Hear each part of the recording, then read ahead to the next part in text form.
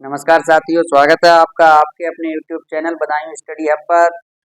आशा करता हूँ आप सभी लोग बहुत अच्छे होंगे, सर्दी का आनंद ले रहे होंगे। और जैसा कि आप जानते हैं, हमारे चैनल पर एक्टिव पैसिव के लिए एक श्रृंखला चलाई जा रही है जिसके 4 भाग आप पहले ही देख चुके हैं। 5वां भाग आपको आज देखने को मिला। उसके बाद अब हम छठे भाग की ओर चलते हैं, 5वें भाग की ओर चलते हैं, माफ कीजिए, 5वें भाग की ओर चलते हैं। और फिर आज हम आपको लाए हैं present perfect tense, past perfect tense, future perfect tense, यानी कि परफेक्ट टेंस की एक साथ एक्सरसाइज। तीनों प्रकार के जो परफेक्ट टेंस हैं वो आपको एक साथ ही करने को मिलेंगे।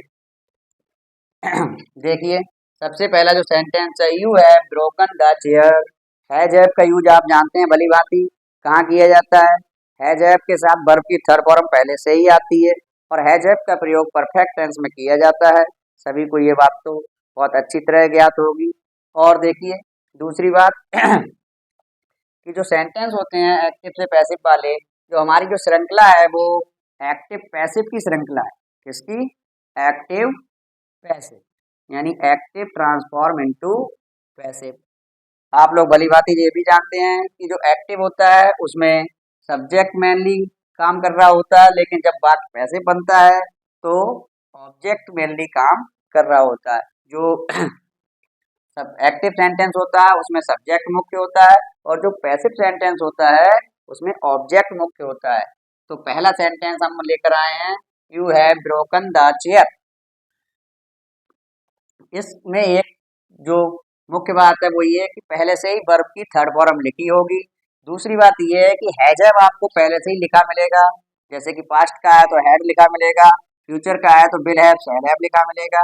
लेकिन इसमें आपको एक चीज जो ऐड करनी है वो है बीन। क्या ऐड करना है? बीन। तो देखो कैसे बनाएंगे पहला सेंटेंस।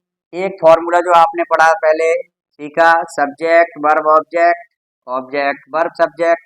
ये वाला फॉर्मूला तो हमेशा याद होना चाहिए, जब कई बार मैं इसे दोहरा चुका हूँ। ठीक, तो सबसे पहले शुरू करते हैं, द चेयर। देखिए, हमने ऑब्जेक्ट का सब्जेक्ट बना दिया। सबसे पहले क्या किया? ऑब्जेक्ट का सब्जेक्ट बना लिया। फिर क्या है? हैव। यू के साथ तो हैव आया, लेकिन चेयर के साथ आएगा हैज। चेयर एक वचन है इसलिए इसके साथ हैज आ जाएगा। हैज के साथ आ जाएगा बीन। और ब्रोकन थर्ड फॉर्म पहले से ही लिखी है, वाई। और यू में नो चेंज है, कोई चेंज नहीं होता है यू में। आपको अच्छी तरह समझ में आ गया होगा। सब्जेक्ट का ऑब्जेक्ट, ऑब्जेक्ट का subject. The chair has been broken by you. Object subject बन गया, हैज की जगह हैव की जगह हैज आ गया। क्यों? यहाँ पर यू है, यू के साथ हैव है तो चेयर के साथ हैज आ गया। बीन ऐड करना ही होता है। आपको पता होगा कि हमने एक टेबल बनवाई थी, उसमें आपको बताया था कि हैज बीन और have been, has been have been, ये चीजें हमने इसमें जुड़वाई थी। इसमें मतलब टेबल में बताया था कि इनका यूज इसमें हमें करना है। थर्ड फॉर्म तो पहले से रेडी है। दूसरा सेंटेंस हम देखते हैं, the girl had choose the pen. तो लिखेंगे the pen has been chosen by the girl. अगला सेंटेंस नेगेटिव आ गया। अब तक आपने एफर्मेटिव सेंटेंस बनाए दोनों, ये भी एफर्मेटिव है, ये भी एफर्मेटिव है।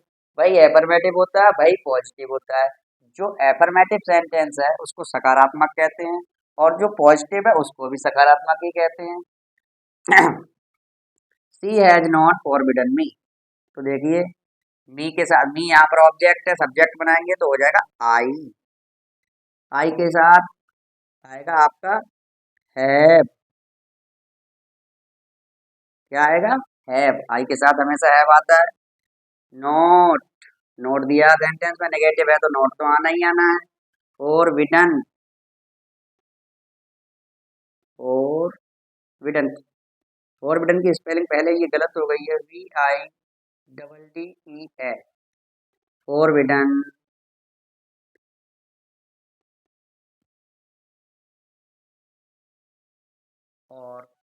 ये लिखा है सी, सी, तो सी के साथ आएगा आपका, सी की जगह आएगा आपका हर, तो यहाँ पर बीन जोड़ते हुए फॉरबिडन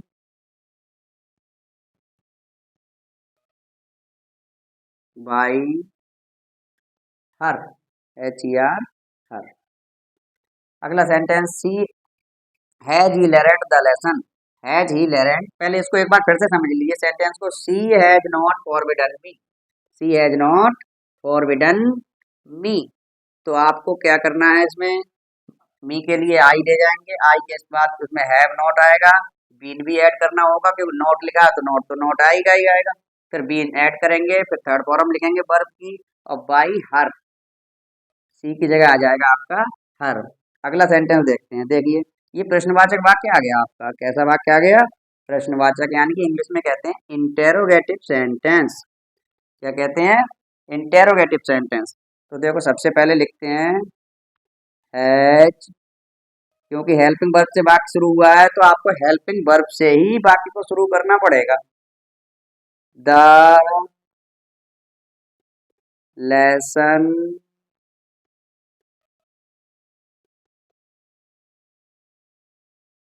बीन लर्नड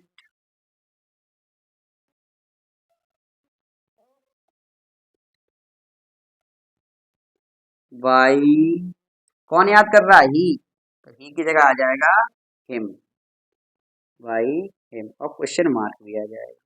फिर से देख लीजिए एक बार, देखिए यहाँ पर जो हैज है, हेल्पिंग वर्ब हैज से ही वाक्य को शुरू करना पड़ेगा, तो हमने हैज लिखा सबसे पहले, फिर द लेसन ऑब्जेक्ट था तो वो ऑब्जेक्ट यहाँ ले गए हम, और हैज लिख चुके हैं हम तो बीन बढ़ानी पड़ेगी हमें, बीन हमने बढ़ा दी, और लेरेंट थर्ड फॉर्म पहले से ही है तो लेरेंट यहाँ पर भी लिख दिया थर्ड फॉर्म, और बाई ही के साथ ही की जगह आ जाता है him, learnt has he, has the lesson been learnt by him. अगला है have they drunk the milk, have they drunk the milk, तो देखो हैव तो हेल्पिंग वर्ब है तो सबसे पहले हम क्या करेंगे, इसमें हैव ही लिखने पड़ेगी हमें, उसके बाद द मिल्क लेकर आएंगे क्योंकि द मिल्क ऑब्जेक्ट है, इसका सब्जेक्ट हमने बनाया है, और उसके बाद हमें बीन का ऐड करना पड़ेगा, बीन, और बीन के बाद बाई देम। देखिए कैसे करते हैं, सबसे पहले तो हम लिखते हैं हैव, हैव की जगह आ जाएगा has the milk been drunk, third form आ गई वर्ब की, बाई, दे का क्या हो जाता है देम, दे को देम में चेंज कर देते हैं। नेक्स्ट सेंटेंस देखिए आप, क्या है, सबसे पहले लिखा वाई, तो भाई जब क्वेश्चन वर्ड है तो सबसे पहले तो क्वेश्चन वर्ड ही लिख लेते हैं हम, उसके बाद हमें क्या करना, ए बुक लिखा है, ए बुक एक वचन है, एक है तो हैज ही लाना पड़ेगा हमें, ए बुक एक है इसीलिए हम यहाँ पर हैज लेकर आए हैं, देखिए एक, अगर यहाँ पर कर्ता बहुवचन होता, यहाँ ऐसे होता वाक्य भाई है जी रीड द बुक्स या रीड बुक्स, तो बुक्स अगर होता तो यहाँ पर हैव लेकर आना पड़ता क्योंकि यहाँ बुक्स लिखने जा रहे थे, लेकिन यहाँ पर हम केवल एक वचन करता है इसलिए एक ही लिखेंगे, भाई has a book been, been add करते हैं रीड बाई, और ही का हो जाएगा हिम, ही का क्या हो जाएगा हिम, और प्रश्नवाचक चिन्ह। अगला सेंटेंस है who has written this book, जब हु लिखा होता है तो इसको चेंज करते हैं, तो करते हैं बाई हूम, सबसे पहले बाई हूम, क्यों, जो हु होता है वो, हु वाले जो सेंटेंस होते हैं वो बाई होम से ही हमें बनाने होते हैं, हु यहाँ पर सब्जेक्ट के रूप में काम कर रहा है, वैसे तो प्रश्नवाचक शब्द है, हु यहाँ पर प्रश्नवाचक शब्द है लेकिन यहाँ सब्जेक्ट के रूप में काम कर रहा है, जब हु सब्जेक्ट के रूप में काम करने लगता है तो उसी के पहले ही हम इसको लगा देते हैं, by whom has this book been add करेंगे इसमें हम। Return, WRITTEN। चलिए, ये रही आपकी प्रेजेंट परफेक्ट टेंस की बात। आशा करता हूँ आपको ये बात समझ में आई होगी। एक बार फिर से बता देता हूँ, समझा देता हूँ दो चार सेंटेंस। सबसे पहला सेंटेंस ही लेता हूँ, you have broken the chair. तो हम क्या करेंगे, द चेयर ऑब्जेक्ट का सब्जेक्ट कर दिया, हैव की जगह हैज आ जाएगा क्योंकि चेयर एक वचन है, यू बहुवचन में माना जाता है, यू के साथ हैव आती है, लेकिन यहाँ पर हैज आएगी। तो हैज बीन ब्रोकन, ब्रोकन की थर्ड, ब्रोकन पहले से ही थर्ड फॉर्म बनी हुई है तो ब्रोकन ही रहेगी। बाई और यू के साथ यू ही आना है। ठीक, इस प्रकार हम चलते हैं दूसरे वाले सेंटेंस पे। जो हमारा सेंटेंस है पास्ट परफेक्ट टेंस का है। कहने का मतलब है कि जो कार्य है वो भूतकाल में पूरा हो चुका होगा। जैसे हिंदी बनाएंगे अगर इस सेंटेंस की, तो I had played a match, मैं एक मैच खेल चुका हूँ, मैं एक मैच खेल चुका हूँ, या फिर मैंने एक मैच खेल लिया है। ठीक सुनिए, सबसे पहले लिखेंगे ए मैच। हमने क्या किया, ऑब्जेक्ट का सब्जेक्ट बना दिया। हेड को आना है अपने आप से, इस टेंस में हेड तो आनी ही आनी है, और हेड के साथ बीन भी आनी है। जैसे ही पैसे बनाओगे तो आपके लिए हेड के साथ बीन लानी ही लानी है। ये match had been played by, I first person होता है, जैसे कि आई के साथ आई के स्थान पर क्या लिखते हैं, मी। जब आई सब्जेक्ट है तो ऑब्जेक्ट में जाएगा तो मी लिखेंगे, मी अगर ऑब्जेक्ट है और इधर सब्जेक्ट में जाएगा तो आई लिखेंगे। देखो अगला sentence, she had not killed a deer, negative है ना, पॉजिटिव। ये सेंटेंस आपका पॉजिटिव है, लेकिन ये वाला सेंटेंस आपका निगेटिव है। नेगेटिव में हमें क्या करना है, ए डियर, डियर मीन्स आप जानते ही है डियर मीन्स हिरन होता है। हैड नॉट, नॉट है तो नॉट आना ही आना है। बीन, जब भी नॉट नेगेटिव वाले सेंटेंस होते हैं, जब नेगेटिव सेंटेंस होते हैं तो उसमें क्या करते हैं हम, हैड और बीन के बीच में नॉट लगाते हैं। ऐसा नहीं है कि हैड किया और हैड बीन पहले लगा दिया उसके बाद नॉट लगाया, वो गलत हो जाएगा सेंटेंस। आपको हैड और बीन के बीच में ही नॉट लगाना है। A deer had not been killed by, और सी के साथ क्या जाएगा, हर, यानी सी लिखा है तो आपको क्या करना है, her. A deer had not be killed by her. You had not called me, you had not called me, you subject है, मी ऑब्जेक्ट है, had helping verb, called main verb, not negative है। तो देखो सबसे पहले आपको क्या करना है, सब्जेक्ट का ऑब्जेक्ट, ऑब्जेक्ट का सब्जेक्ट, ये बताया था। ठीक, यही फॉर्मूला लगाएंगे तो आई आ जाएगा। अभी अभी थोड़ी देर पहले मैंने आपको बताया था कि मी अगर ऑब्जेक्ट में है तो आई आ जाएगा, सब्जेक्ट बनेगा तब। I had not been called, verb आ गई, बाई यू, यू का यू ही रहता है, फुल स्टॉप। अगला वाला देखते हैं हम। अगला आ गया आपका हैड दे काटे वाल। तो यहाँ पर हेड से बाकी जब शुरू हो रहा है तो ये हेल्पिंग वर्ब है हेड, और हेड का होना, हेड शुरू में होने का मतलब है कि वाक्य प्रश्नवाचक है, यानी इंटेरोगेटिव है। इंट्रोगेटिव में क्या होता है कि बाद लास्ट में वाक्य के मार्क ऑफ इंटेरोगेशन, यानी इसी को क्वेश्चन मार्क कहते हैं, इसी को मार्क ऑफ इंटेरोगेशन कहते हैं। ये होना जरूरी है। देखो कैसे बनाएंगे इसको हम, had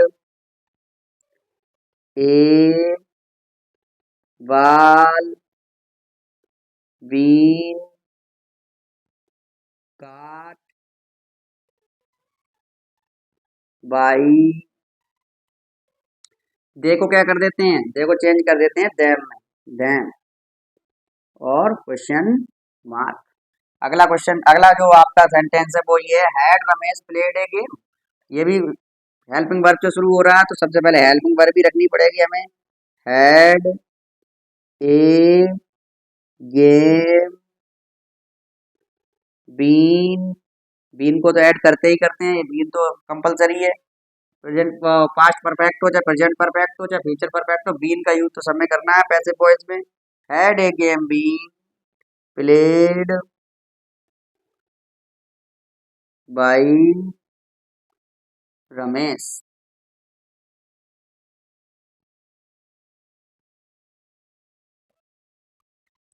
Y had he drunk the tea? Question word. Question word होने का क्या मतलब है? क्वेश्चन वर्ड का मतलब ये है कि सेंटेंस जो है प्रश्नवाचक है। प्रश्नवाचक शब्द का मतलब ही है प्रश्नवाचक, और क्वेश्चन मार्क भी लगा है लास्ट में। तो जब प्रश्नवाचक वाक्य है तो प्रश्नवाचक से ही शुरू होगा, क्वेश्चन वर्ड से ही शुरू होगा। वाई हैड द टी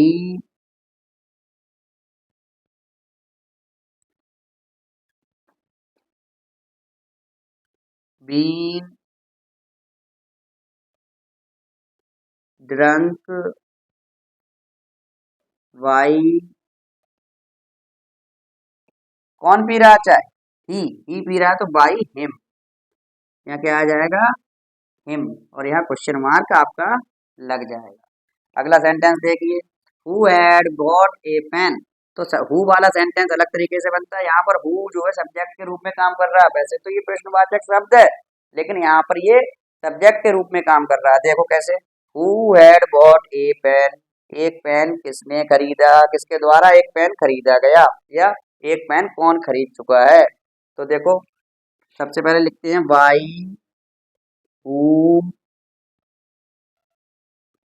ठीक, बाई हूँ हैड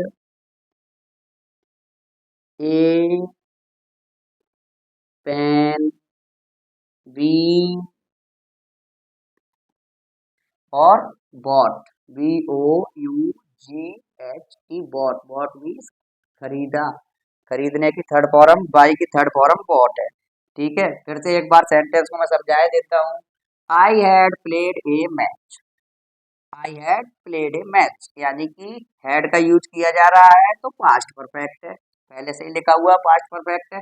लेकिन एग्जाम में आपको थोड़ी लिखा मिलेगा कि ये पास्ट परफेक्ट है, फ्यूचर परफेक्ट है, या पास्ट इंडेफिनिट है, फ्यूचर इंडेफिनिट है। ये तो आपको पहचानना पड़ेगा, इसके लिए आपको याद करना पड़ेगा कि ये कौन से काल का वाक्य है। देखो हैड का यूज है तो पास्ट परफेक्ट है, और जहाँ भी हेड होगी आपके लिए तो हेड के साथ आपको बीन ऐड करनी है। तो पहला सेंटेंस है I had played a match, तो सबसे पहले हमने ऑब्जेक्ट का सब्जेक्ट बना दिया, ए मैच कर दिया। ए मैच करने के बाद हमने दूसरी बात हेड यूज की, उसके साथ बीन को भी बढ़ाया, क्योंकि हमने ये बताया था आपको कि जब भी परफेक्ट टेंस के वाक्य होंगे तो उनमें बीन जो है ऐड कर दी जाएगी, बीन को बढ़ा दिया जाएगा।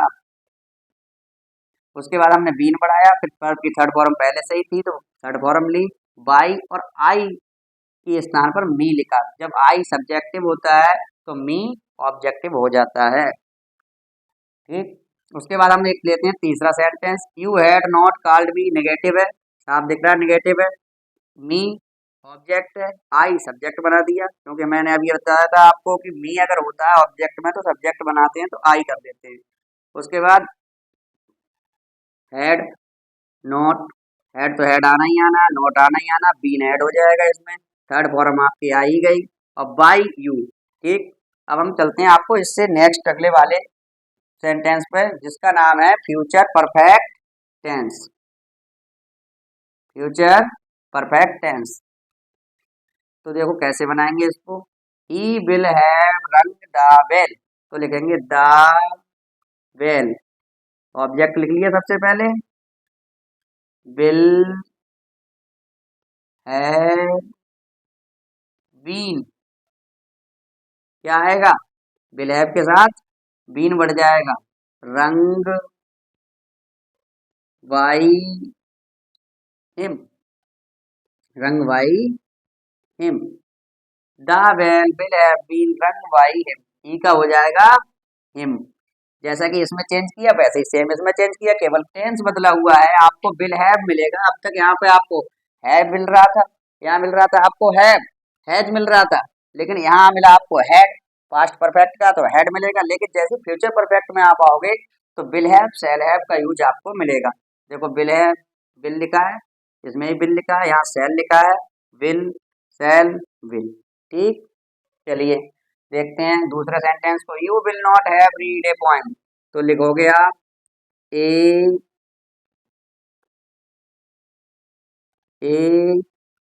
पोएम, फिर क्या लिखना है हमें, हमें लिखना है विल नॉट हैव, बढ़ाना है बी, रीड की थर्ड फॉर्म रीड ही होती है, बाई, ध्यान के तौर पे हमें, वैसे समझाने के तौर पे यहाँ पे जब भी रीड लिखा होता है तो यहाँ ब्रैकेट में थ्री लिख देते हैं, मतलब थर्ड लिख देते हैं, थ्री का मतलब, थर्ड का मतलब तीसरी फॉर्म यूज की है, लेकिन वैसे रीड की रहती रीड ही है, पढ़ने वाले कुछ लोग इसको रेड भी पढ़ देते हैं, लेकिन थर्ड फॉर्म रीड ही रहती है। A poem will not have been read by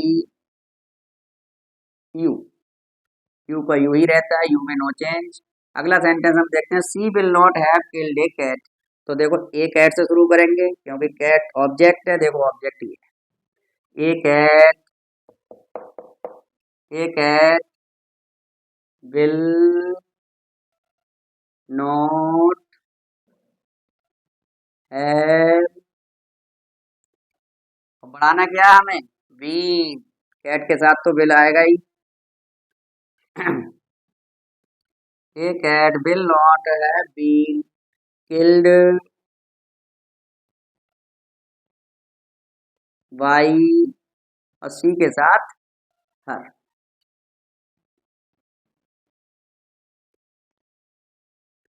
ठीक, अगले वाक्य पे चलते हैं, shall I have done this work, ये आपका प्रश्नवाचक वाक्य आ गया, कैसा वाक्य आ गया, प्रश्नवाचक।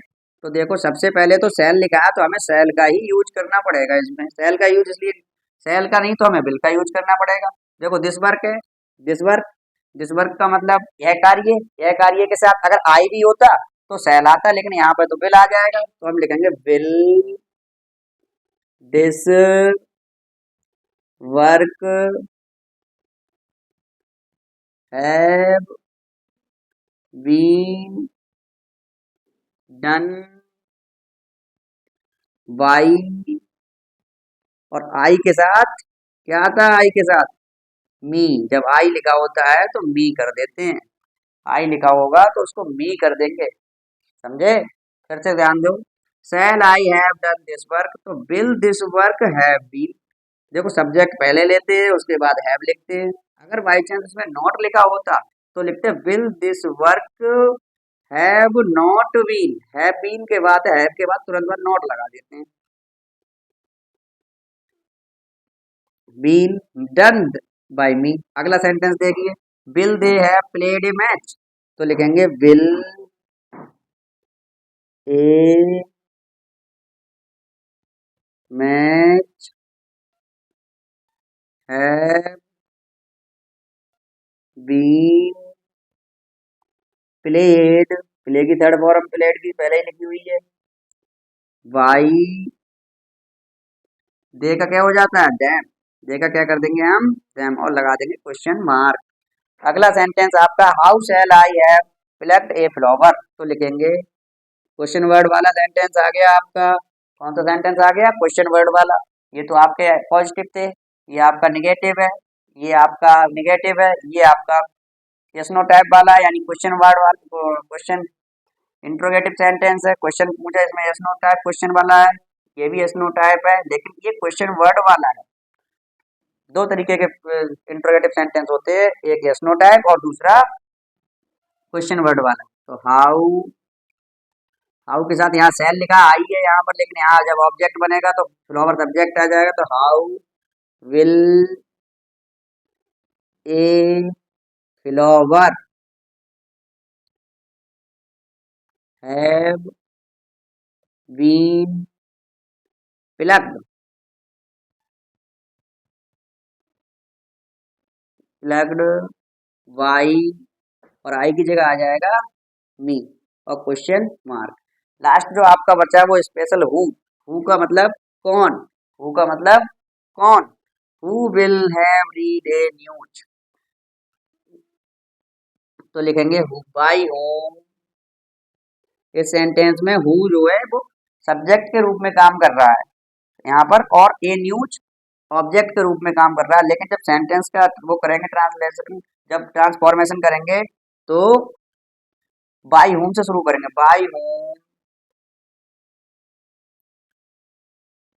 By whom will a news news have been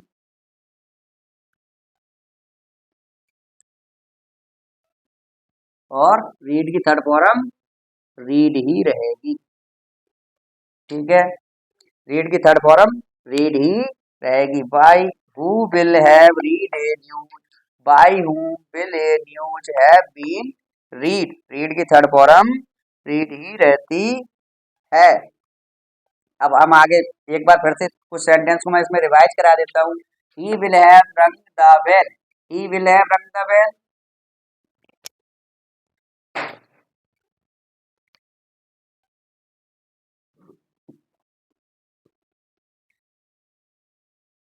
चलो मैं फिर से बता देता हूँ, एक बार रिपीट रिपीट कर देता हूँ। He will have rung the bell will have been rung by him. देखो ऑब्जेक्ट सब्जेक्ट का ऑब्जेक्ट कर दिया और ऑब्जेक्ट का हमने सब्जेक्ट बना दिया। ठीक है, आगे चलते हैं। You will not have read a poem, तो ए पोएम ऑब्जेक्ट है और यू सब्जेक्ट है, तो यू को हमने ऑब्जेक्ट बना दिया और ये देखो सब्जेक्ट बना दिया। विल नॉट हैव बीन और थर्ड फॉर्म रीड की बना दी। She will not have killed a cat, ये कैट सबसे पहले ले आए। ठीक है, विल नॉट हैव बीन आ गई आपकी और third form killed by her. ठीक है, आशा करता हूँ आपको ये समझ में आ गया होगा और बस आपसे मैं एक ही रिक्वेस्ट करूंगा कि हमारे चैनल को सब्सक्राइब करें और वीडियो को लाइक करें, जिससे कि आपका प्यार हमें मिलता रहे और समय के साथ आपको और अधिक वीडियो रोजाना की तरह अपलोड कराता रहूंगा। और इसी के साथ मैं अपनी इस क्लास को यहीं पर रोकता हूं और अगली क्लास के लिए इंतजार करिए बस कल का।